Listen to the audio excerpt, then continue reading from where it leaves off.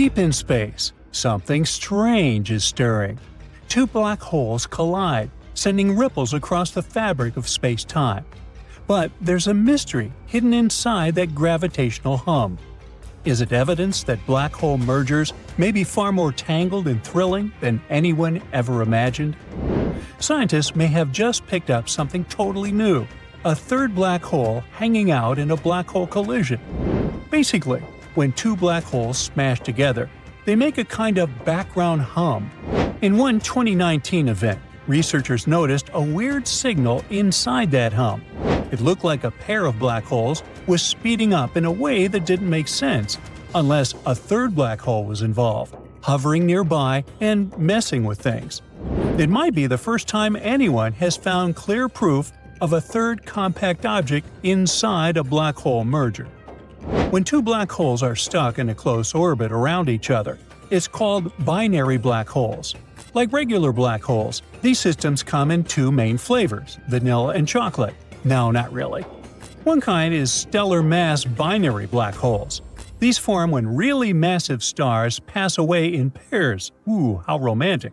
Or when two separate black holes end up capturing each other. The other kind is supermassive binary black holes. Scientists think they usually form when two galaxies crash together and merge. We got the first direct proof of stellar mass binary black holes in 2015 when LIGO detected gravitational waves from a massive collision, and it proved that not only do binary black holes exist, but that they also merge. Unfortunately, for supermassive black hole pairs, the evidence so far is indirect. Astronomers have spotted galaxies that look like they have two cores, which could potentially mean that each core has its own black hole. Others look like they might have two black holes hiding inside a single core. Some galactic centers even flash with periodic bursts of light. A giant object could be orbiting a black hole there. But there are also galaxies that show odd motion, which suggests a binary supermassive black hole. For instance, this galaxy has a black hole that seems to be moving in a strange way. It could mean it's part of a merger or a binary system. And then there's a quasar that looks like it has a pair of black holes orbiting each other every 1900 days. Binary black holes appear like this. When two galaxies smash together, their giant black holes in the middle don't usually crash right into each other. Instead, they just fly past on wide curves, unless something slows them down. That something is called dynamical friction. Basically, when a black hole passes near stars, it gives them a little slingshot boost, and in the process, loses some of its own speed. With more and more of these encounters, the black holes slow down enough to get stuck in orbit around each other, forming a binary. At first, this process works pretty well. But as the black holes get closer, they start to clear out the stars and gas in their path. With less material around to slow them further, they eventually stall. In the end, mutual gravitational attraction can make the black holes spiral together, but that only kicks in when they get very close to each other. And so, the big question is, how do they make that last jump? More stars or gas might drift close enough to the pair, and each time a star swings by and gets flung away, it steals a little energy from the orbiting black holes. Another possibility is the influence of dark matter, an invisible and hypothetical form of matter that does not come into contact with light or electromagnetic radiation. And there's one more dramatic option. What if a third supermassive black hole joins the mix? This could actually happen if the galaxy with the pair collides with yet another galaxy. Three black holes together create chaotic orbits, which open up two extra ways for energy loss. They wander through a bigger part of the galaxy, hitting and slowing down on more matter. Or their orbits get stretched into long ovals, and then, when they swing really close to each other, they lose extra energy through gravitational waves. So, has this third option just been confirmed? We'll talk about it a bit later. First, let's check out the life of a binary black hole in detail to understand this process better. The first stage is called the in-spiral. This is when two black holes are slowly circling each other while their orbit shrinks bit by bit. As the two black holes move closer together, they spin around faster and faster. This makes the gravitational waves much stronger. Eventually, they reach what's called the innermost stable circular orbit. It's basically the last safe orbit before they spiral in for good. After that, things speed up. The orbit eventually becomes unstable, and the two black holes plunge toward each other. When they collide and merge into one, gravitational waves hit their peak strength. This is the loudest, most dramatic part of the whole process. Right after the merger, the new black hole is kind of messy. It's stretched, distorted, and not stable yet. It goes through a phase called the ring down.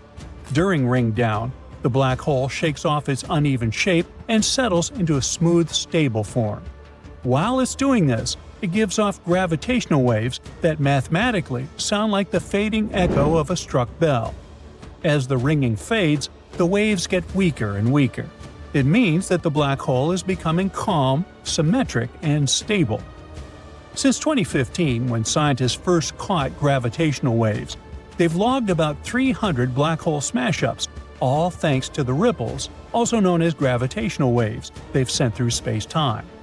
By studying those ripples, astronomers can figure out how big the black holes are. Sometimes, the data even points to something called hierarchical mergers. That just means black holes merging, and then those new bigger ones merging again, and so on. It's like building up huge black holes step by step. Now, here's why that's important. Black holes born from stars can only be so big. When a giant star reaches the end of its life, it goes supernova. If it's under a particular mass, the outer layers blow off and the core collapses into a black hole. But if it's too massive, the whole thing just blows apart. No black hole left at all, just debris. So, if astronomers ever spot a black hole heavier than a certain limit, it means it probably didn't come straight from a star. Instead, it might have come from earlier mergers.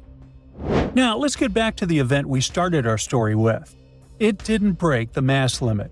Actually, it was the opposite. One of the black holes was teeny by black hole standards, just 2.6 times the Sun's mass. That's so small, it's right on the edge of maybe not even being a black hole, but a neutron star instead. The other black hole was way bigger, around 23 solar masses. That size mismatch is super weird. Usually, binary black holes are way more equal in size. But here, one was a giant and the other was tiny. A team from the Chinese Academy of Sciences thought this odd pairing might mean something else was at play. They suggested the two black holes were part of a more complicated system, with a third, much larger black hole pulling on them while they orbited around it. To test this, they studied the gravitational wave data. If a pair of black holes is circling a third one, the signal should show a little extra acceleration along our line of sight. The team modeled how that would look and then compared it to the data they had about the event. And their model fit. The data pointed to an acceleration of about 0.0015 times the speed of light, with a 90% confidence level. That's a very strong hint that a third hidden black hole was really there. If that's true, it means black hole crashes aren't always simple two-and-done events. Sometimes they may happen in messier, more complicated setups. And there might be other strange cases hiding in the data, just waiting for someone with the right tools to spot them. Imagine a black hole, a terrifyingly dense space object pulling inside everything that comes too close. Nothing can escape its clutches, even a beam of light. And now, imagine two of these space monsters colliding. Scary? You bet. Astronomers have spotted two supermassive black holes feasting on the cosmic material of two merging galaxies in distant space. This phenomenon is the closest to colliding black holes we have ever seen. Supermassive black holes are the largest among all black holes out there. Their mass can be hundreds of thousands or even millions to billions of times larger than that of our Sun's. and two such giants have been recently spotted with the help of an array of telescopes in northern Chile's Atacama Desert. Astronomers originally used these telescopes to watch two merging galaxies located approximately 500 million light-years away from Earth.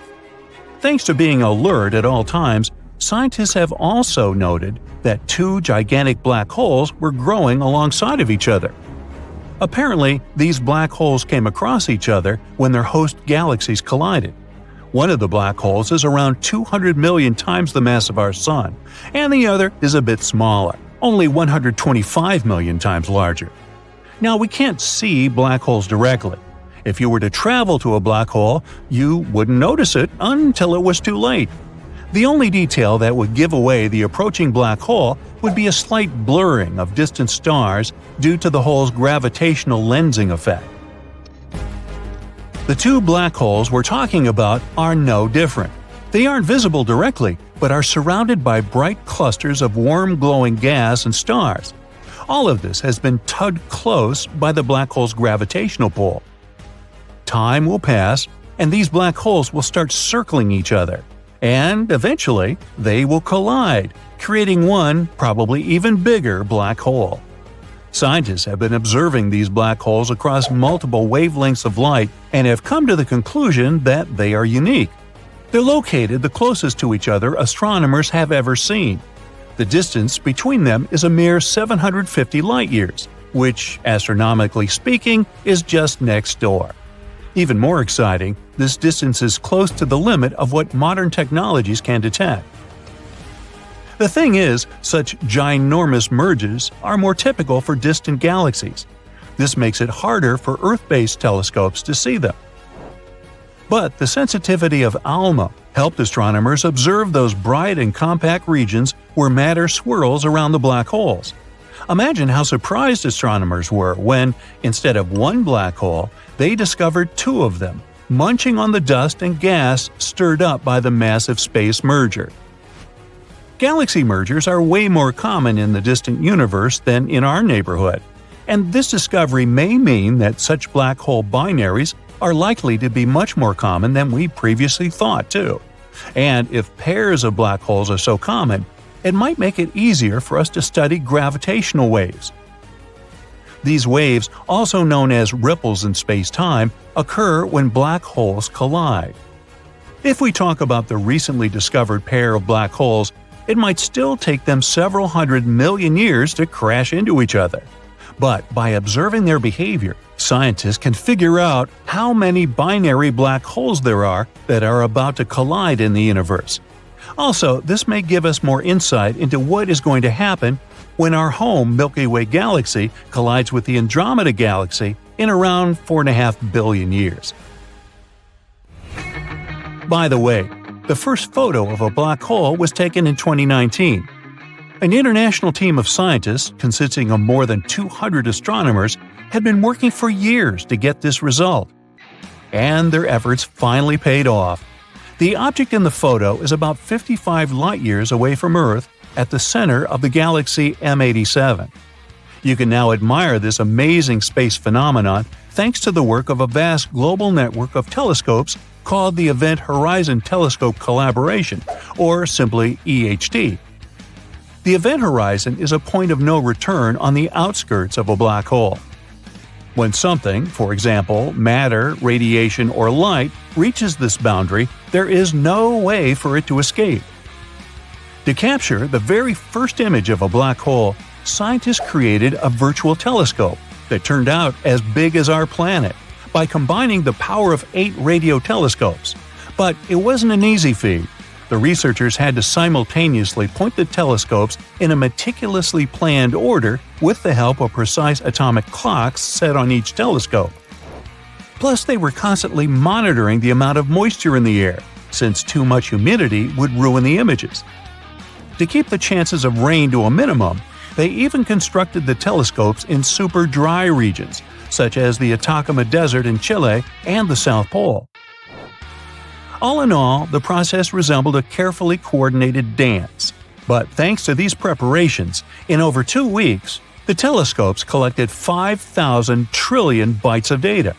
It was then processed by several supercomputers, and scientists finally got the long-awaited images. And what they observed was a monster of a black hole measuring about 25 billion miles across. Now, how about we talk about the coolest black hole facts? There are baby black holes called primordial, and they're really tiny. They vary from the size of an atom to that of a mountain. There is a theory that galaxies get formed around black holes. This means that when a large star explodes, a black hole appears in its place, and then the rest of the galaxy just forms around it. There is a supermassive black hole right in the middle of the Milky Way galaxy. Its name is Sagittarius A star, and it's 4 million times as heavy as the Sun. And nope, we're not going to be pulled into this hole. It's more than 26,000 light-years away from Earth, and that's too far for this monster to have any influence on our planet. Besides Sagittarius A star, there are 100 million medium-sized black holes in our galaxy. And can you imagine how many black holes in total there are in all 100 billion galaxies that exist out there? You do the math.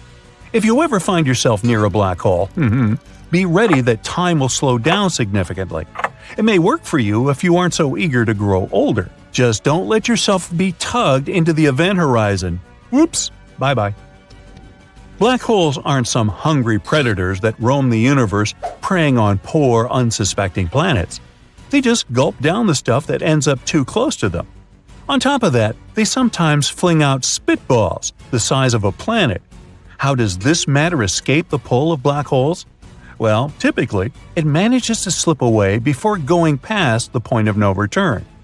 In fact, with Sagittarius A star, we should be worried not about its gravitational pull, but about the very spitballs. After all, the monster black hole hurls them in the direction of Earth at a speed of 20 million miles per hour. What if, one day, one of them reaches our planet? If you managed to squeeze Earth to the size of a cherry tomato, it would turn into a black hole. In fact, you could also become one if you agreed to be scaled down to an atom.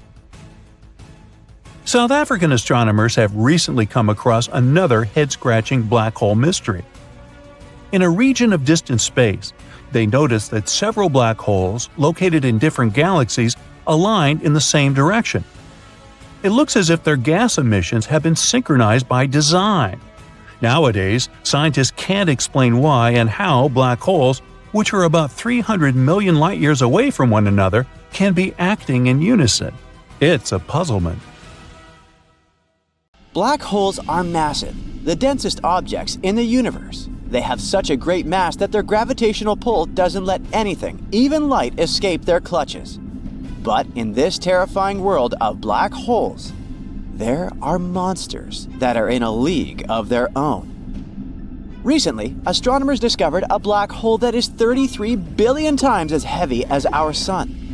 This space giant sits at the center of a supergiant elliptical galaxy called Abell 1201, which is located 2.7 billion light-years away from our planet. This black hole is so large it was given a rare designation, an ultra-massive black hole. No wonder. It's more than 8,000 times heavier than the supermassive black hole at the center of our home Milky Way galaxy. This ultramassive black hole was the first one to be discovered with the help of gravitational lensing. This method is based on the fact that very massive objects such as galaxies bend the light from a more distant object, magnifying it. A great thing about this method of research is that it allows astronomers to study inactive black holes too. It could help us detect loads of new black holes beyond our universe. That's what the area surrounding our galaxy is called. Probably it would help us find some exotic objects we've never seen before.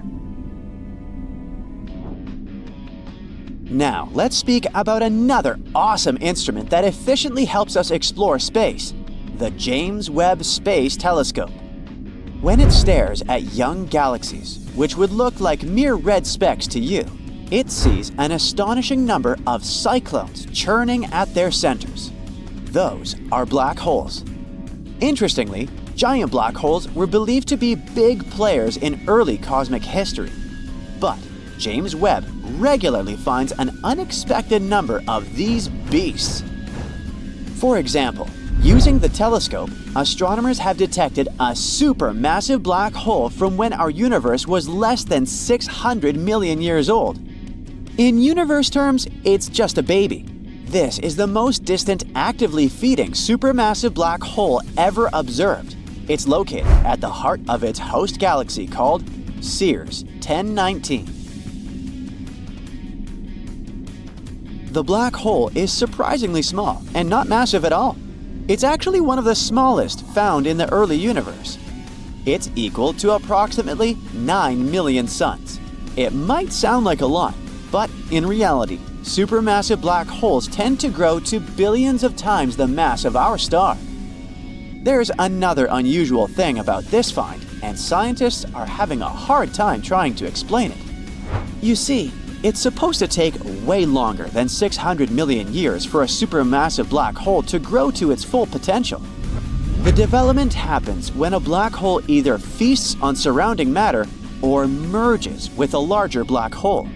Even black holes similar to the one at the center of our Milky Way galaxy, which is almost 4.3 million times the mass of our Sun, are supposed to be seen in the more recent universe. Actually, scientists have long suspected that supermassive black holes probably existed in the early universe. But this theory has been proven only thanks to the JWST and its infrared eye.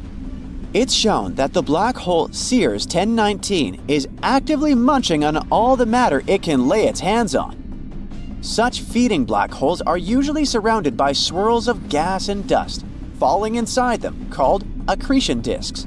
The gravitational force of a black hole heats this matter, and it makes the disk shine. And that's not all. Extra strong magnetic fields produced in this process channel the matter to the poles of the black hole. From time to time, this matter is released into space in twin, powerful jets. They move at a speed that is close to the speed of light, which generates incredibly bright light.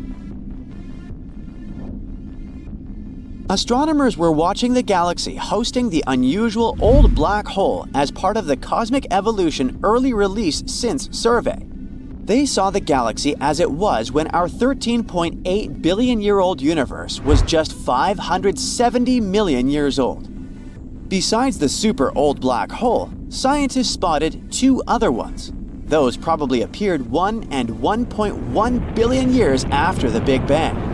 They also discovered 11 ancient galaxies that existed between 470 and 675 million years after the beginning of cosmic history. Now, how about having a look at the biggest black holes astronomers have found so far and finding out what would happen to Earth if one of them was to enter the solar system? NGC 6166 is a monster that has grown to have a mass of 30 billion solar masses. It's an elliptical galaxy that has an active nucleus at the center. It's also one of the most luminous sources of X-rays. The galaxy's supermassive black hole powers two symmetric radio jets in the opposite direction, which is the result of the infall of gas into its center.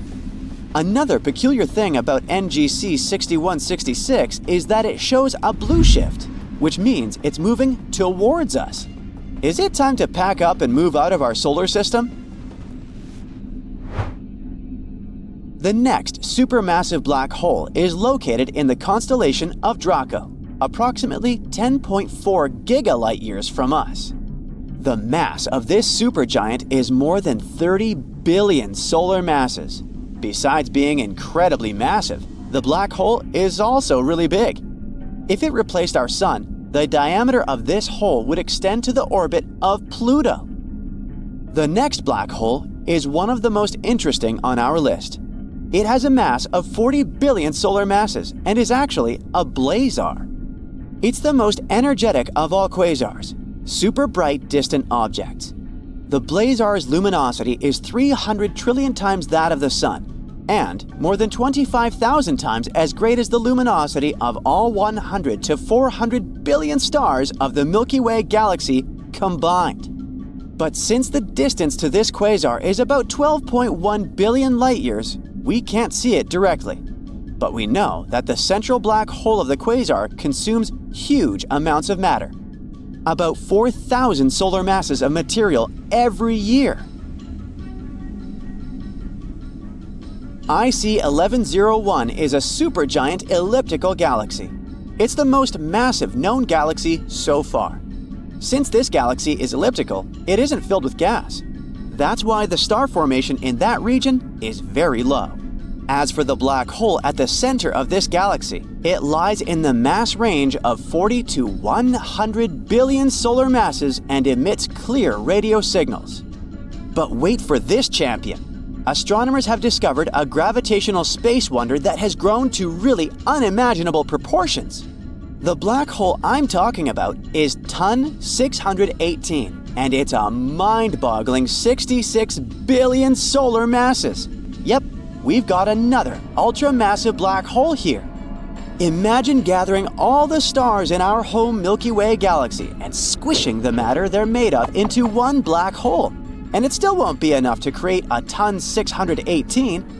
If this monster of a black hole replaced the Sun, its radius would be more than 40 times the size of Neptune's orbit. You know that black holes are incredibly dense, but it doesn't mean they're some kind of space predators roaming galaxies and munching on everything they come across. Ton 618, for example, still has a whole galaxy filled with stars and other stuff happily orbiting it without getting pulled inside. So the perception of black holes as giant vacuum cleaners is wrong. In reality, it's incredibly hard to grow a black hole. Try and you'll see.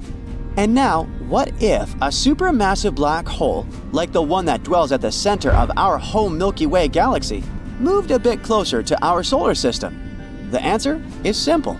We'd be doomed. The distance between this huge thing and Earth would be several dozens of light years, and still, it would wreak total havoc on our planet. Earth, along with other objects making up the solar system, would be tugged into the black hole's orbit and doomed to spin around it for eternity. But you can relax and breathe out. Such massive black holes stay away from us at the moment. Imagine a powerful giant, like the Sun, clashing with a tiny yet mighty opponent, a small black hole. The collision is imminent, and the fate of the solar system hangs in the balance. Will the Sun be able to withstand the intense gravitational pull of a tiny black hole, or will it be swallowed whole? The answer lies in the forces at play in this mind-blowing cosmic collision, so let's break them down. First of all, what is a black hole? A black hole is a region of space where the gravity is so strong that nothing, not even light, can escape from it. Like a cosmic vacuum cleaner, it sucks up anything that gets too close. It's so massive that it warps the fabric of space-time around it. Black holes are one of the most scary and mysterious objects in the universe, a powerful force of nature that defies our understanding of physics, a true enigma of the universe. Black holes come in different sizes, from small ones that are only a few miles wide, to supermassive ones that are billions of times the mass of the Sun. Most of them are formed by the collapse of massive stars. After the black hole is born, it starts to grow in size by eating everything in its path. And if two or more black holes collide with each other, they can merge into one enormous cosmic monster in a terrifying dance. But what about the smaller ones? The smallest known black holes are called stellar black holes. It's a type of black hole that weighs 3 to 10 masses of our Sun, while being very small. It's like taking all the matter in the solar system and squeezing it into something the size of New York City. And yes, it's considered very small. Just for comparison, intermediate mass black holes weigh between 100 to 1,000 solar masses, and supermassive black holes weigh millions or billions of solar masses while being unimaginably huge in size. So, stellar black holes are basically nothing compared to their relatives. Imagine a massive star, bigger than our own Sun and with a heart made of nuclear fuel, burning bright and hot. But as the star runs out of fuel, gravity takes over and starts to squeeze the star. The more it squeezes, the hotter it gets. until the star's core reaches a temperature of billions of degrees. Eventually, the core collapses under its own gravity. This creates a massive blast called a supernova. This collapse creates a singularity, which means a point of infinite density and gravity. This point is surrounded by an event horizon, the invisible line beyond which nothing, including light, can escape. And just like that, voila! A stellar black hole is born. Pretty mind-blowing, isn't it? Stellar black holes are the most common type of black holes we know of. These guys can be found all across our galaxy.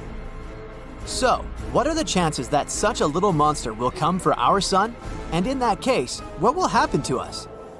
Well, actually, the likelihood of the sun colliding with any black hole is incredibly small. It's almost impossible for it to happen. Even though stellar black holes are the most common type of black holes in our universe, they aren't common at all. The chances of the sun and some black hole crossing paths is so rare, it's basically like winning the intergalactic lottery. Only this win wouldn't be that pleasant. For 2023, the closest known black hole in our solar system is Gaia BH1. It's about 10 times heavier than our sun, and even this one is about 1,600 light years away from us, which is a quadrillion miles. So, it's safe to say that our sun is not going anywhere anytime soon. But never say never, right?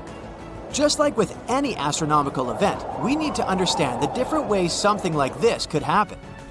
For example, it would be possible if a rogue black hole passed through our solar system, much like a comet or asteroid passing by. Unfortunately, unlike comets and asteroids, black holes are invisible and can only be detected by their gravitational pull. So it's not like we'd see a big, ominous black hole hurtling towards us. Rather, we'd only know it was there if it caused some sort of disturbance in the orbits of nearby objects. So what now? We know that the sun is a massive, luminous star at the center of our solar system. It's about 4.5 billion years old and has enough fuel to last for another 5 billion years. This star is so big that it's hard to even comprehend its size. In fact, if you were to put all the planets in our solar system inside of it, there would still be room for more. And it's so massive that it contains almost 100% of the total mass of the solar system. So it's hard to imagine how some insignificant small black hole thousands of times smaller than this star can devour it. And you're right, it won't. Well, at least not completely. So imagine if a rogue black hole arrived in our solar system and has begun to approach the sun. As it gets closer and closer, the black hole's immense gravity will start to pull the material from the surface of the sun. The sun would start to get stretched and distorted. This is called spaghettification. Imagine a rubber band being stretched until it snaps. That's kind of what would happen to it. This gathered material will form a swirling disk around the black hole, called an accretion disk. As more and more material is pulled in, the disk will heat up and start emitting intense radiation. And as the sun gets pulled in, it would start to release massive amounts of energy in the form of light and heat. The sun would become much brighter and hotter than before. The sun's outer layers would be vaporized, creating a massive cloud of gas and dust that would expand outwards. It would be like a cosmic fireworks show, but with terrible consequences. Even though it would be one of the most spectacular views in the universe, we wouldn't be able to see it. As you might have guessed, the Earth would be in for a really rough time. The intense radiation and solar material would cause massive wildfires, and the intense heat would vaporize the oceans. The Earth would be bathed in a constant stream of high-energy particles, and the atmosphere would be ionized. In short, the chances of any life surviving would be close to zero. And this collision would have far-reaching consequences not only for the Earth, but for the entire solar system. The intense radiation and heat would vaporize everything in its path. All the planets would be destroyed. Now, the sun being a larger object than a typical star wouldn't be completely devoured by the black hole, but it would be significantly distorted and disrupted. The intense gravity of the black hole would cause the sun's outer layers to be pulled away, creating a massive blast called a tidal disruption event. But either way, in the end, the black hole would win. It would grow in size, and a new accretion disk would form around it. As we've seen, the collision of the Sun with a black hole, whether it be a tiny or stellar one, would be an epic and catastrophic event. But thankfully, as we've already mentioned, the likelihood of such a collision happening is extremely low. However, that doesn't mean we should stop studying black holes and their potential impact on the universe. The more we learn about these mysterious objects, the better equipped we'll be to understand and predict their behavior. So, let's keep researching, exploring, and observing the depths of space. And who knows, maybe one day we'll come across a black hole that's just too curious and gets too close to the Sun. Let's hope by that time, we will already be living on other distant planets.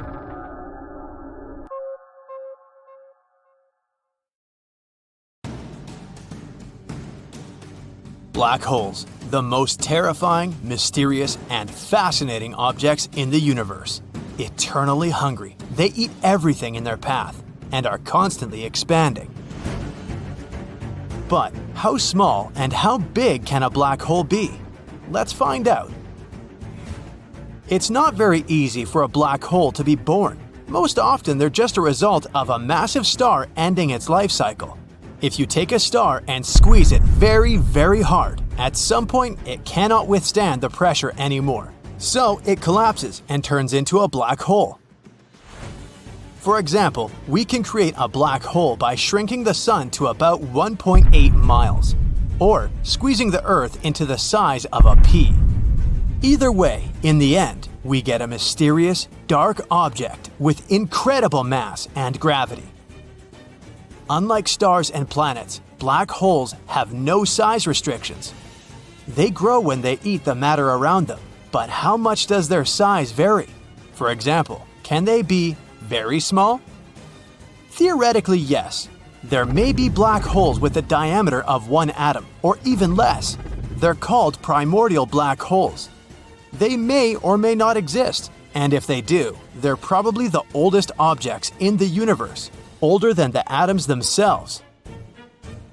They would have formed right after the Big Bang, a long time ago when the universe still had an incredible density, a huge amount of energy, and in general was like a boiling broth. Any particle that was slightly denser than its neighbors could form a black hole. And the smallest of them would still weigh trillions of pounds. Those that were the size of atoms would weigh as much as a big mountain, and those that would weigh as much as the Earth could be a little bigger than a coin. But even if they exist, they're pretty harmless. The temperature in them would be so many times hotter than in our Sun, so they would evaporate pretty quickly after their birth. Now let's check out the black holes we know and saw. The first ones are called stellar black holes. Usually, they weigh tens of solar masses, which doesn't seem like much until you remember that the Sun weighs nonillions of pounds. Don't even try to imagine this number. It has 30 zeros. The smallest black hole known to us is about 2 to 4 times heavier than the Sun. It's a lonely hole that wanders through space in search of prey. The one that's closest to us is called Gaia BH1.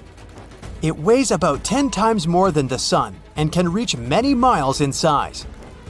And the farthest one is called M33X7. It's somewhere around 3 million light-years away from us, and right now, it's eating a blue giant that's several times bigger than our Sun. Now, let's move to the so-called intermediate mass black holes. You see, just eating a few stars isn't enough. To become larger in size, black holes must either absorb a lot of stars or, more often, merge with another black hole. One of the first intermediate mass black holes that we found was born this way. It weighs 142 times more than the Sun. It's even larger than some counties on Earth. Recently, we discovered 2 black holes in a galaxy 17 billion light-years away from us. One day, they'll merge, but right now these guys are spinning around each other in a crazy dance. And while doing that, they release a crazy amount of energy. It may seem scary, but it's nothing compared to what comes next. Let's move to some serious stuff: supermassive black holes. Giant, inexplicable monsters that are millions of billions of times bigger and heavier than our Sun. But how did they become so huge? The universe is about 14 billion years old. The black holes grew very slowly, so they couldn't have time to eat so much matter or merge with each other so quickly. So maybe they were also born from the stars?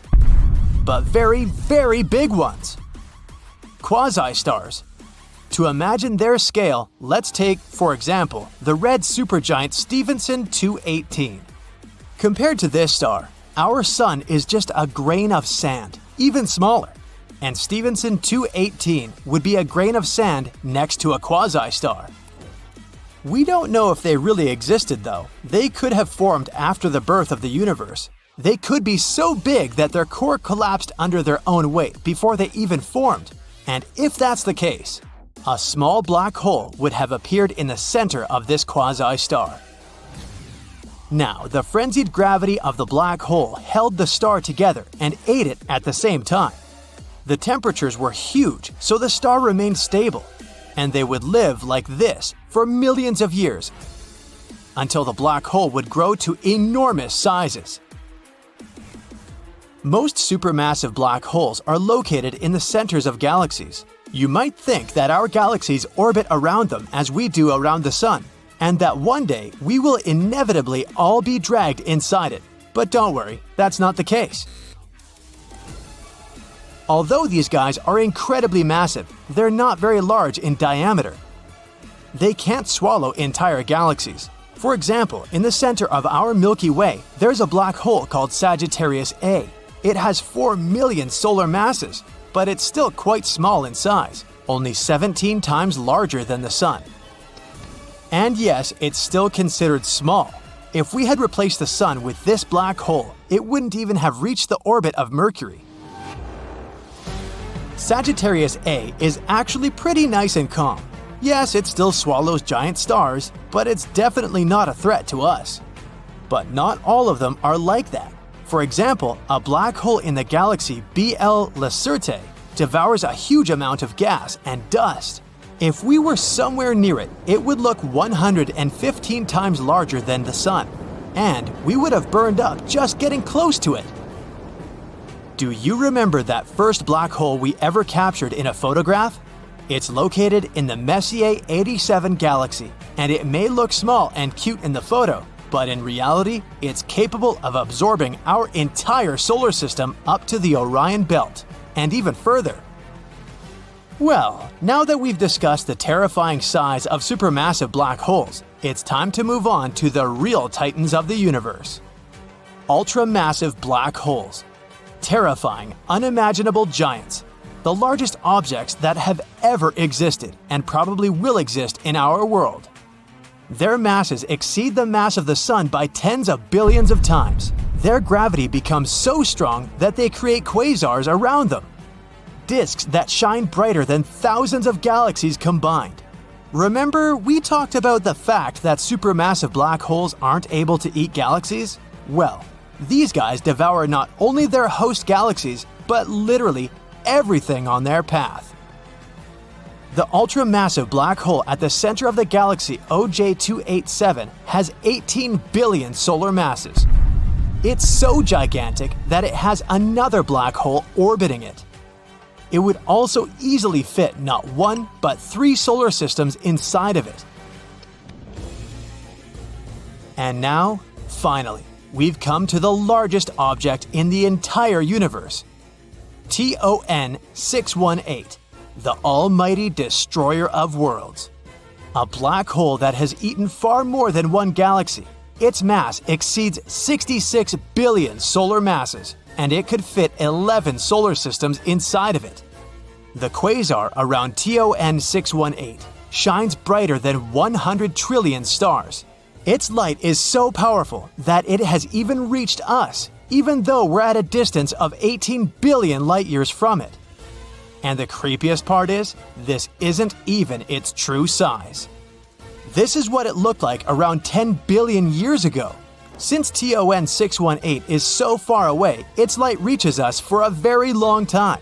That means what we see is how this black hole looked after the universe was born. But what does it look like now? We have no idea, but it's probably millions, billions of times bigger. Now really, an object weighing billions of times the mass of our Sun must be easy to find, right? Wrong. Unfortunately, it might not be that simple, like in the case with a missing black hole. But let's travel to the galaxy cluster Abell 2261, hosting a supermassive black hole at its center. Or at least, that's where it's supposed to be. The main problem is this giant space phenomenon is nowhere to be found. Now, supermassive black holes are mega monsters, churning slowly at the center of their home galaxies. They gather tremendous clouds of gas and dust around them, which makes them swell up to sizes the human mind can't begin to imagine.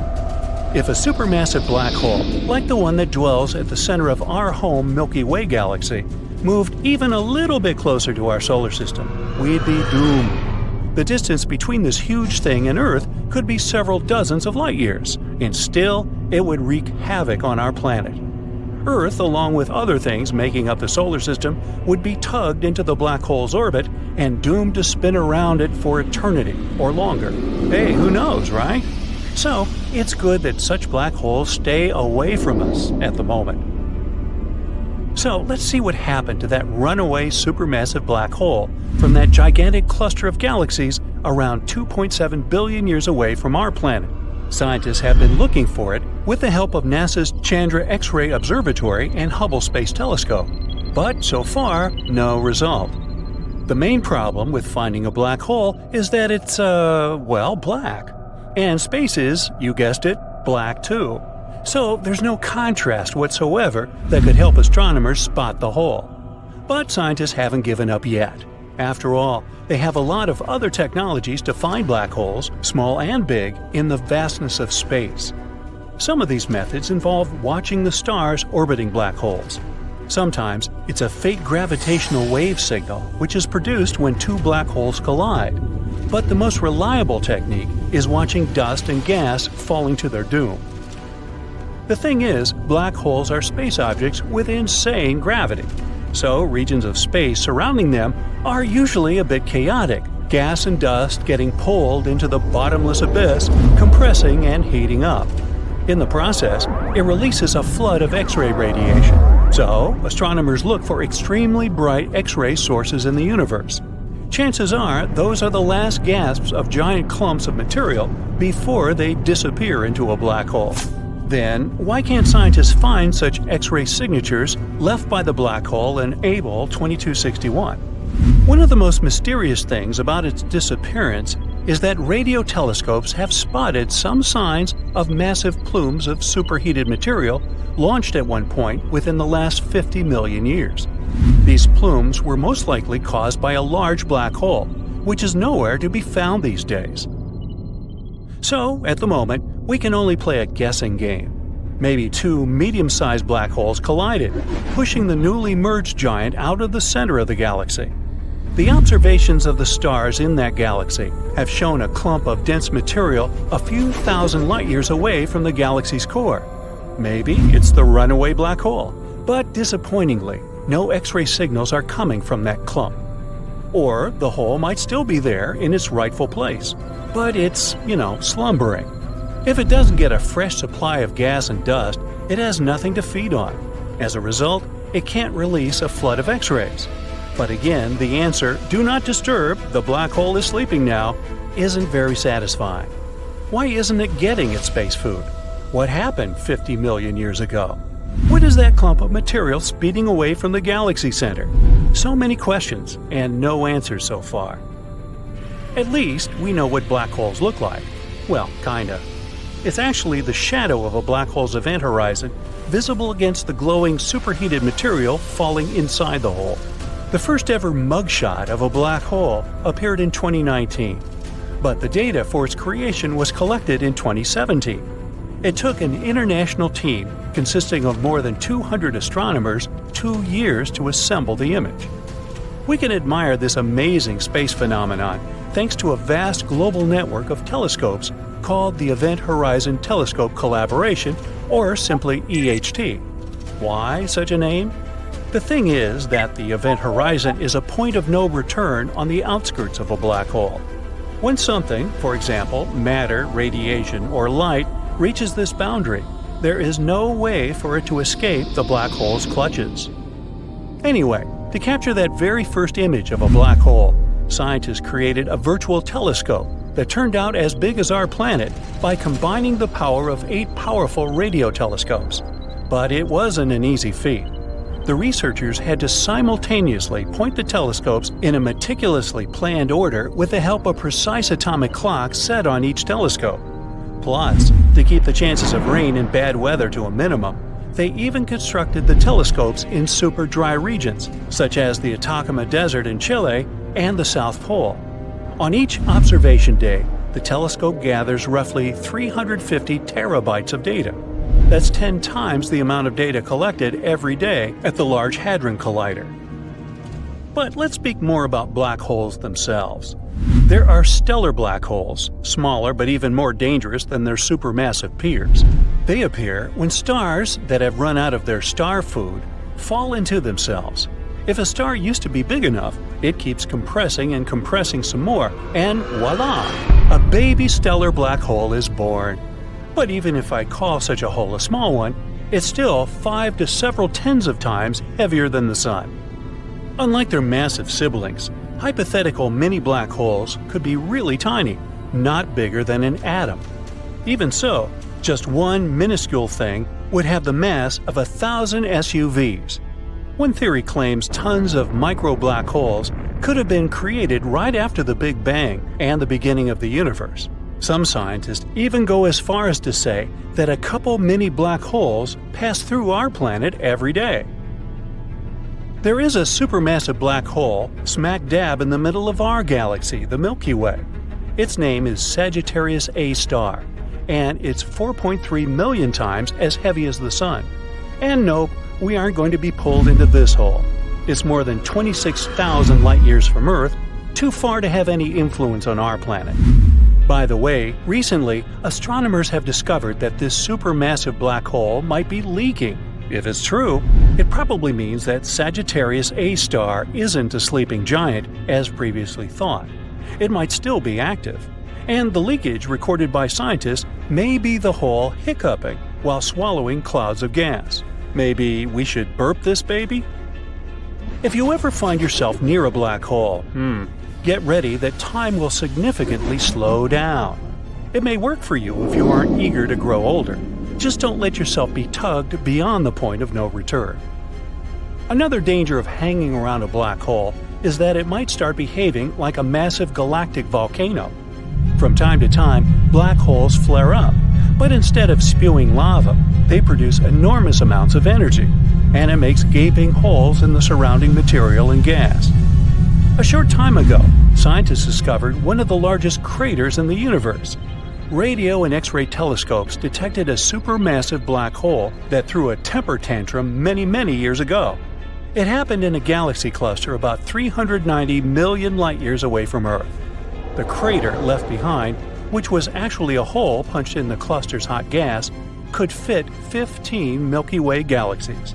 Okay, mind blown, I'm out of here. Ever wondered what it would be like to hear the sound of a black hole? NASA's got you covered. Here is a screaming black hole. Screaming in space? I thought in space no one can hear you scream. Well, let me explain. Using a telescope, NASA examined the movements of hot gas in a cluster of galaxies in 2002. Then they converted what they found into a sonification. The sound, how can I put it politely, wasn't appealing, but that's okay. After all, you're able to hear the noise hot gas produces in a cluster of galaxies 250 million light-years away. Hey, how would you like to hear the sound gas produces right here on Earth? Never mind. Sound waves already existed over there in the gas cluster, so experts just rescaled them to the range of human hearing. This is how they converted the input coming from the telescope. The principle is universal. In our atmosphere, we can hear stuff because pressure waves move through a medium like liquid or gas. Sound waves in these galaxies can also move because they're surrounded by gas. What does it have to do with black holes? Well, the thing triggering those pressure waves in the cluster is a giant black hole. To be more precise, it's a supermassive black hole that weighs millions of times more than the Sun. Wow. Experts still don't fully understand the relationship between supermassive black holes and the clusters surrounding them. They only know that these two evolve together. They're interrelated. The cluster feeds the black hole with new material and so on. And in return, the black hole heats the cluster. That's all we know. Now, this made me wonder how large the biggest black holes are. There are 4 types of black holes: stellar, intermediate, supermassive, and miniature. Naturally, the biggest ones fall into the category of supermassive. The largest black hole in the universe we've discovered so far is about 66 billion times larger than the Sun. It's one of the brightest objects in the universe. Astronomers keep scanning space and finding new black holes. But have you wondered when the first black hole was spotted? It was discovered by different researchers independently in 1971. Scientists first confirmed that these objects were formed from the remnants of massive stars. After a black hole appeared, it then consumed all the nearby objects. Here is a quick recap of how these space objects work. Their gravitational force is super strong. Nothing can escape a black hole after crossing the event horizon. Black holes eat everything. Hey, just like me. I mean, even light gets trapped inside them. What's even cooler/scarier is that the laws of time and space become distorted there. If you were falling into a black hole, you would realize that time slows down there. Einstein explains this in his famous general relativity theory. In very, very basic terms, time gets affected by how fast you are moving at extreme speeds. NASA has discovered a rapidly growing black hole, but don't worry, the world isn't in danger. This black hole has been in front of the eyes of astronomers this whole time. It's in a region of a well-studied sky field. Astronomers say that this hole formed 750 million years after the Big Bang, the birth of our universe. So why are black holes so bright? Well, that's a bit ironic. When I defined the space phenomenon, I said that black holes were so dense that even light got trapped there. But ask any astrophysicist, and they'll confirm that black holes are among the brightest objects in space. That's because black holes don't exist alone. They sit at the centers of galaxies and are usually surrounded by clouds of hot gas. And these clouds create cosmic auroras around black holes. I must mention, though, that you can't see a black hole directly. What you see is actually the effects it has on its environment. For instance, you can see space objects being ripped apart by a black hole. Remember when the first time ever silhouette image of a black hole was shared with the public in 2019? Proof, you fellas. You wouldn't really see the black hole if there was no orange ring. Why is the ring orange and not green or purple? The dark shadow inside is the shadow of the black hole. The glowing orange of the bright ring in the image isn't the real hue of the gas. I'm a little heartbroken here. It's a representation picked by researchers to depict the brightness of the emissions.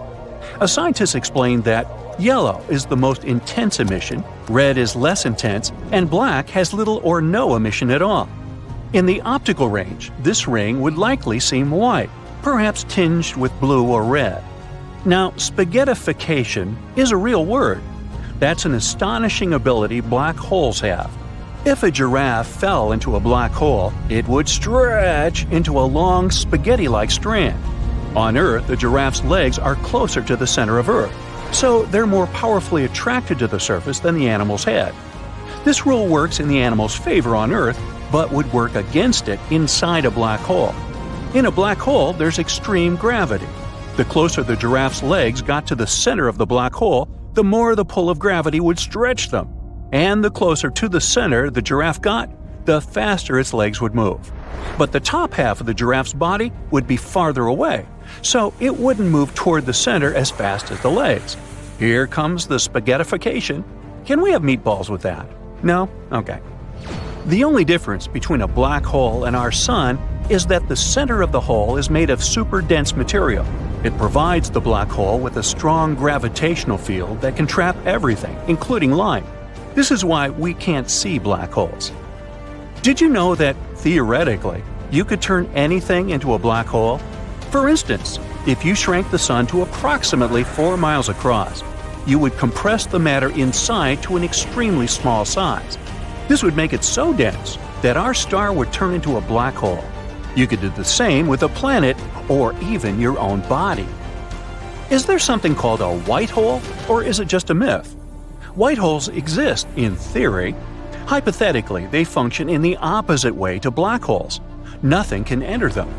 Physicists think of black and white holes as yin and yang, or two sides of the same coin. For them, a white hole looks exactly like a black hole, which makes different things come out of it. But the existence of white holes hasn't been proven yet. And how about wormholes? There are so many movies about black holes and wormholes. How many of them are based on reality, and how much is fiction?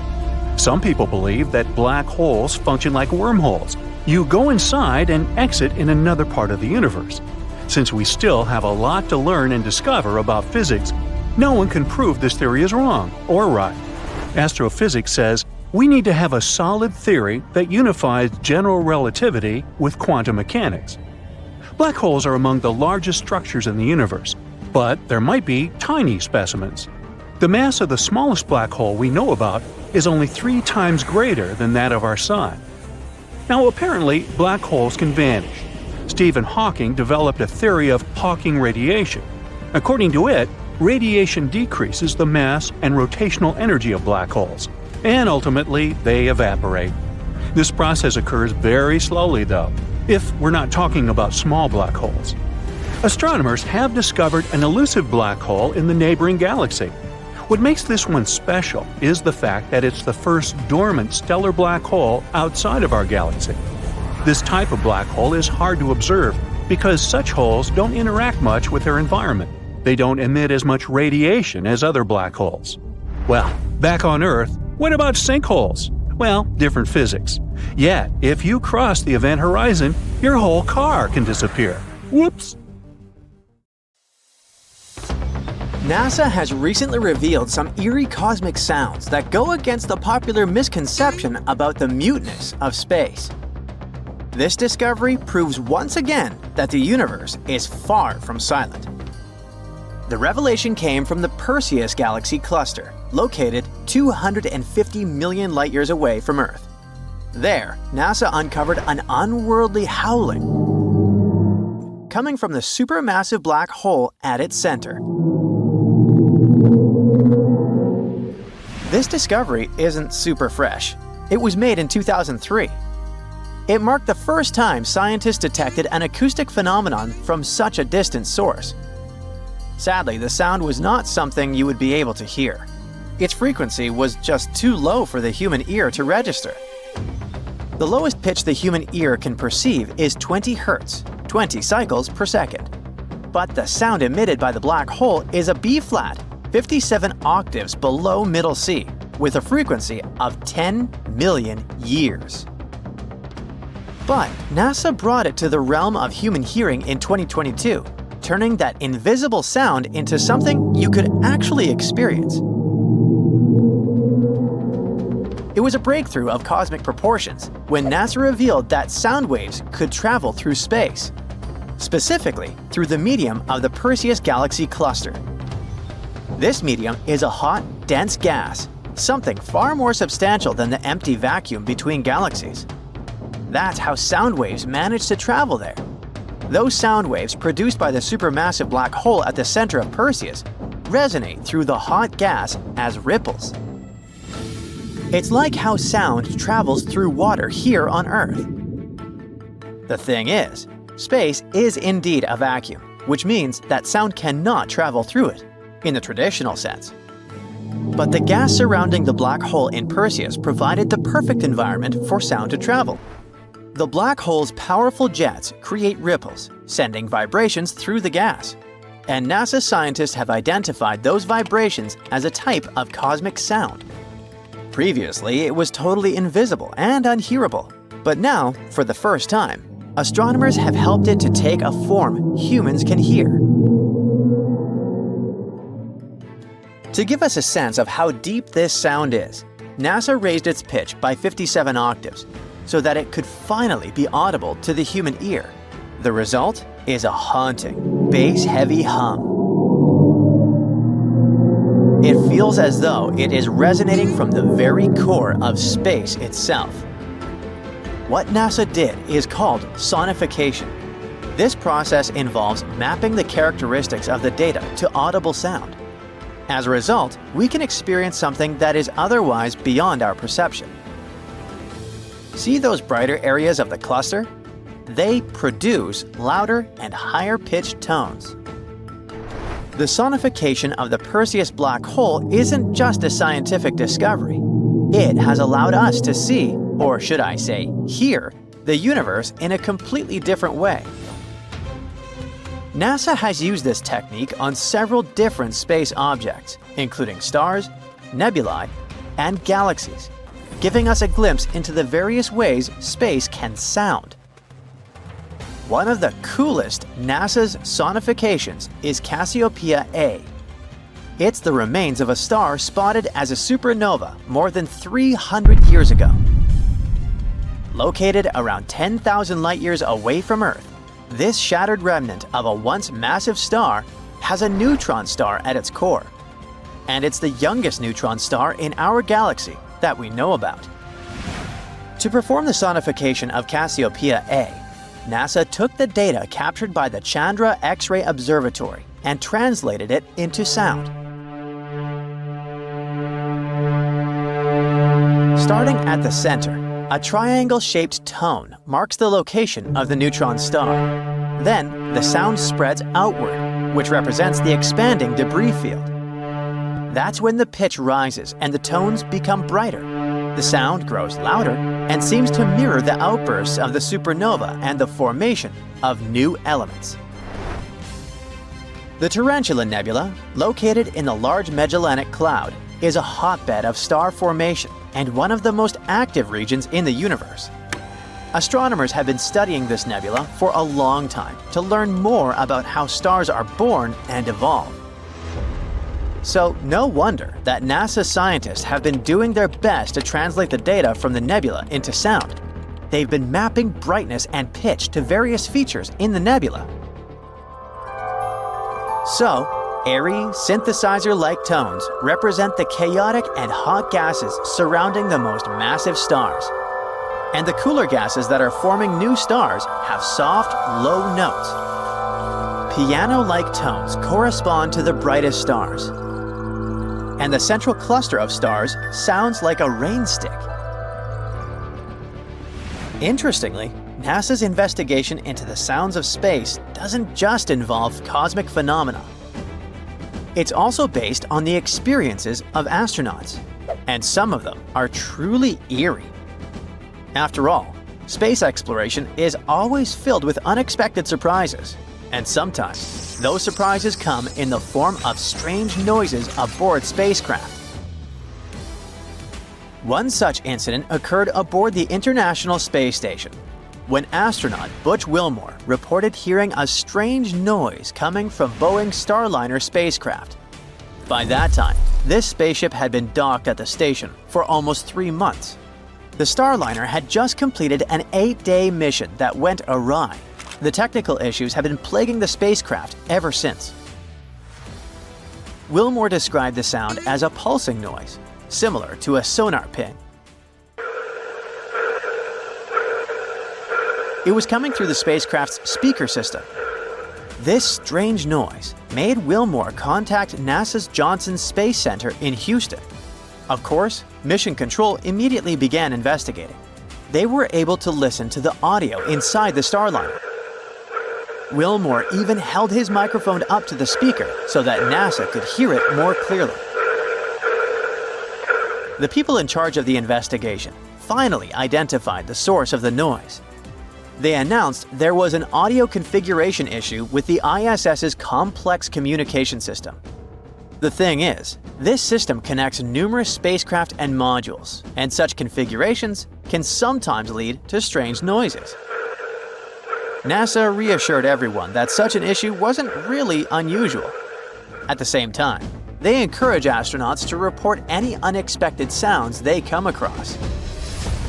At the same time, this incident was just another proof of how tricky it is to maintain advanced spacecraft systems in orbit. The Starliner had already faced serious delays and setbacks, and every new issue added extra pressure. Everyone was worried about the spacecraft's safe return to Earth. In any case, it's not the only incident involving eerie space sounds. In 1969, during the Apollo 10 mission, astronauts heard something truly bizarre while orbiting the Moon. Now, Apollo 10 was a dry run for the historic Apollo 11 moon landing.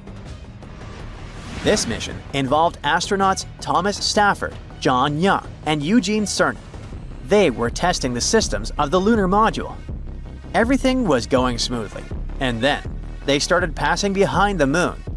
In that region, radio signals from Earth couldn't reach them. At that point, they all started hearing a strange, high-pitched whistling sound.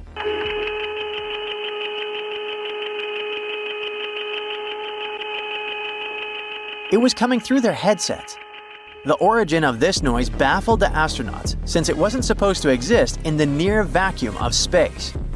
At first, they simply joked that it sounded like outer space music.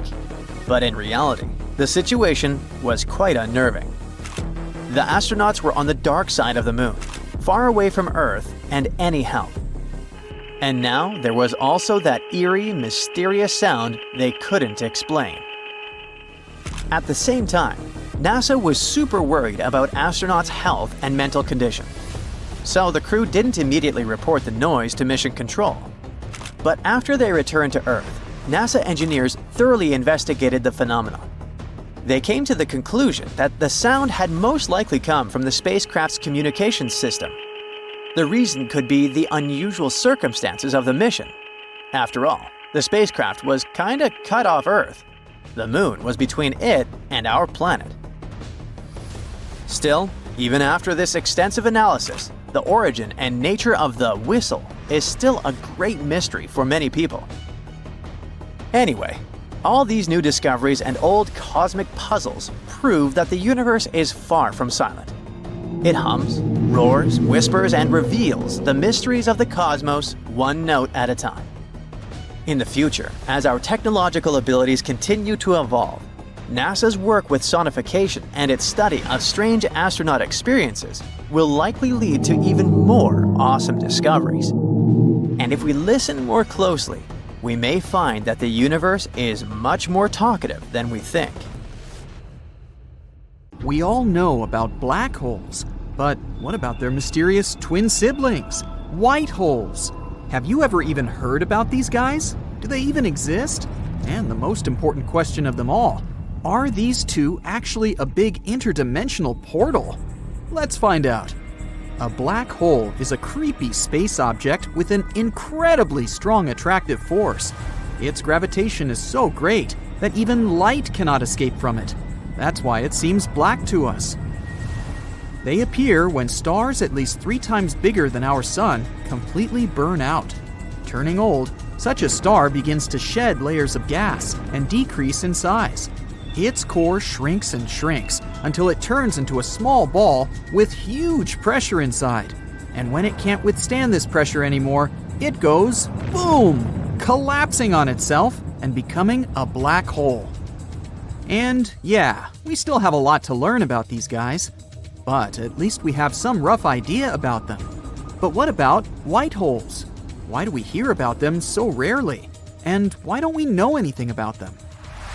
White holes are theoretical space objects that are basically the opposites of black holes.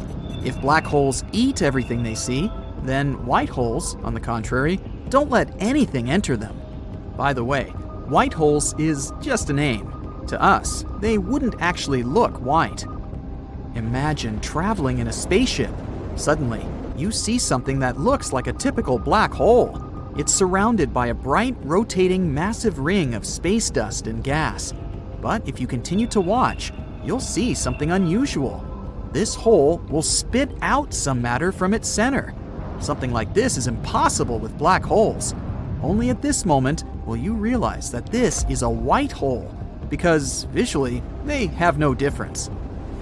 Both of these space phenomena have the so-called event horizon, which is something like a boundary. For a black hole, this boundary becomes the point of no return. If you cross it, there's no way back for you. But for a white hole, it's more like an invisible wall you can't get through. It's like an exclusive club for no one. Here's something interesting to think about. Once, a white hole got a huge amount of material from somewhere, somehow.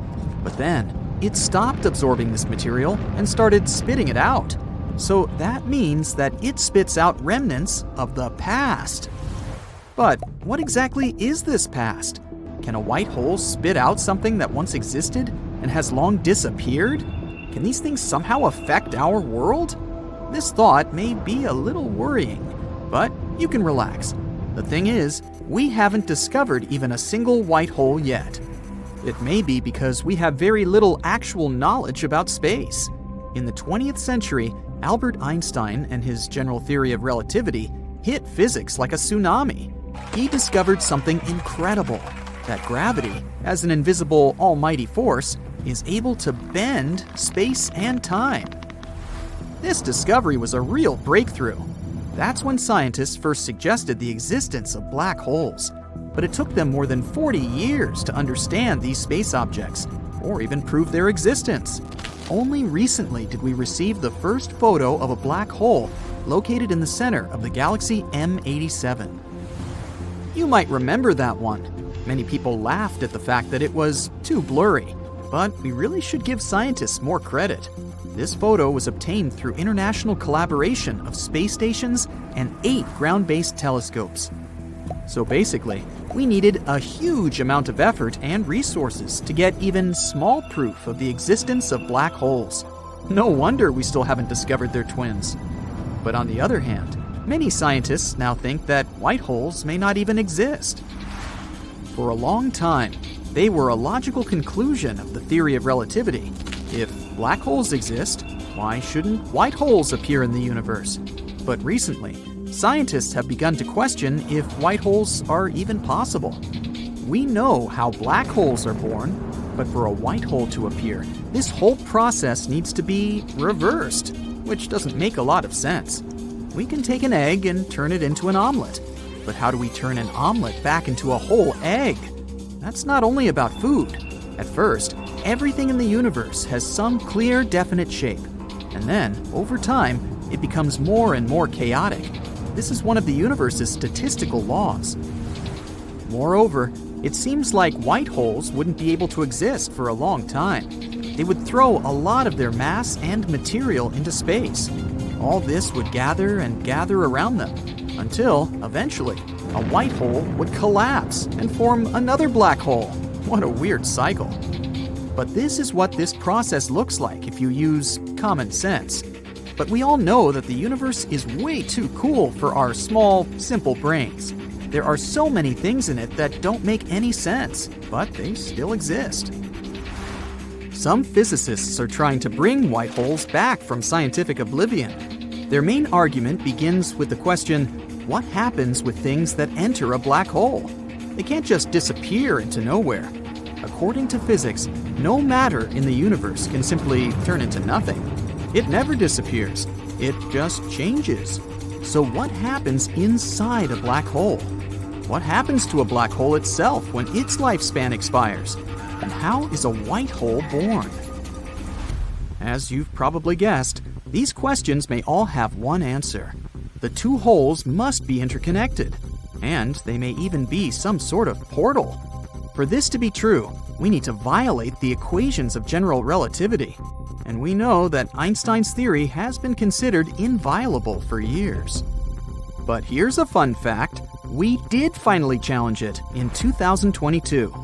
3 scientists got the Nobel Prize for proving that Einstein wasn't right about many things, and the universe is way more complicated than we thought. In other words, white holes can really exist. They may be kind of crazy and incomprehensible to us, but their existence is still possible. If they did, how would they work? Well, we have a few ideas. For example, Some suggest that a white hole could be a child of a black hole. Over time, a black hole could grow old and become very small. Then, the processes taking place in it would cease to obey common sense. Pure quantum randomness would come into play. Yada yada, particles create some madness and chaos, and boom! A black hole turns into a white hole. Such a white hole would be the size of a tiny particle and weigh about as much as a strand of human hair. It wouldn't have the incredible gravitational mass of its ancestor, but it would have its insides. In other words, this white hole would store everything that the black hole swallowed in its previous life. And sooner or later, it would start spitting this information out. If this theory is true, then one day, white holes may begin to dominate our entire universe. This could happen when all the stars burn out and all the black holes dry up. But that's in the most distant future you can imagine. We're talking about trillions of years in the future here. The universe may not even survive for so long. There's also another option. Maybe our entire universe is the creation of a white hole. Some physicists say that the Big Bang looks suspiciously like the potential behavior of a white hole. Both of them are very similar mathematically, and who knows, maybe they're right. In any case, there are tons of things in our universe we have no idea about, and maybe one day we'll discover the secret of these twins. Let's just hope that they'll turn out to be some cool interdimensional portals. Okay, here's the deal. Something is bound to happen that can affect everything we've ever known about space and time. You've heard about black holes, right? That denser-than-life type of phenomenon that usually exists in the center of galaxies. Two of them, located 9 billion light-years away from Earth, are expected to collapse into each other. And my oh my, I do not want to be around to see that. Let's get one thing straight. Black holes are the most powerful things in the entire universe that we know of. If they decided to go all Revenge of the Sith on us, we'd be doomed. A black hole was once a massive star that went supernova, meaning that the star collapsed onto itself, and the sheer magnitude of the explosion created a black hole in its place. Oh, by the way, black holes do not pull things inside like a vacuum cleaner. That's just a popular myth. Say we were to replace our sun with a black hole at the center of the solar system. Not much would change, except that maybe we'd all freeze. Yep. But black holes can do something much worse than vacuum stuff. They can delete the universe itself. If a black hole was to follow a normal timeline, it would go from its creation to total disappearance. But this process is very, very slow. I'm talking about billions and billions of years before a black hole loses its mass entirely. That happens because they're constantly losing their mass every single second. Black holes radiate their mass away, like a boiling teapot loses its water as steam. Yet things rarely go as planned, both in our lives and apparently in the universe itself. So it wouldn't be that much of a surprise to find out that two black holes are en route to collapse. That's what scientists have found out recently. And let's just say that this is one of the reasons why the scientific community is freaking out just a little bit. The first question that comes to mind is, what does that mean for us humans? Total annihilation? No need to be this dramatic. The best case scenario, we'd be in for an interstellar type of experience. Roll me in, please. Let's rewind a little bit to understand how this would happen. 45 years ago, a group of scientists began noticing a weird behavior coming from a galaxy far, far away.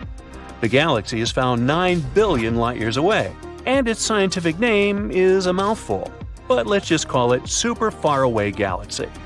You might be asking yourself, well, how did scientists observe this black hole so far away if it doesn't emit any light? Good question. That's because black holes gather disks of gas around them, and they emit some of this material into space. These jets can be detected from a distance of millions of light-years. Now, if these hot gas jets are directed towards space, then scientists give these black holes a special name, blazars. A particular blazar has been gaining worldwide attention recently. Long name, but let's just call it Andy. Imagine you're a scientist at Caltech and you're looking at a blazar in your radio telescope and you notice its strange behavior. Its brightness goes on and off, like the ticking of a clock. At first, you don't understand what's happening over there in a distant corner of the galaxy. But then, you realize there must be another black hole circling the first one. In other words, scientists discovered that Andy was being orbited by another blazar, Gomer, and the regularity of their twinkling can only mean they are close to a total collapse. It gets worse. Each of the two blazars is estimated to be a few 100 million times the mass of our Sun. Have you seen our Sun? It's huge. It's already 333,000 times the mass of our Earth. This means we're destined to face something out of our league. Now, this is not the first time scientists have detected something like this. In September 2015, the LIGO Observatory detected a collision of two black holes. Each of them was as heavy as 30 suns, and an equivalent of 3 solar masses was released once they crashed into each other. And guess what? This gravitational wave passed through Earth at the speed of light, but we really weren't affected by it. Maybe you were sleeping and felt something weird in the air, but nothing significant happened to us as a species or to our planet. But that's because the blast was weak. The thing is, the expected collision between Andy and Gomer will send unprecedented gravitational waves throughout galaxies, and they will reach the solar system. But what is this shock wave actually capable of doing?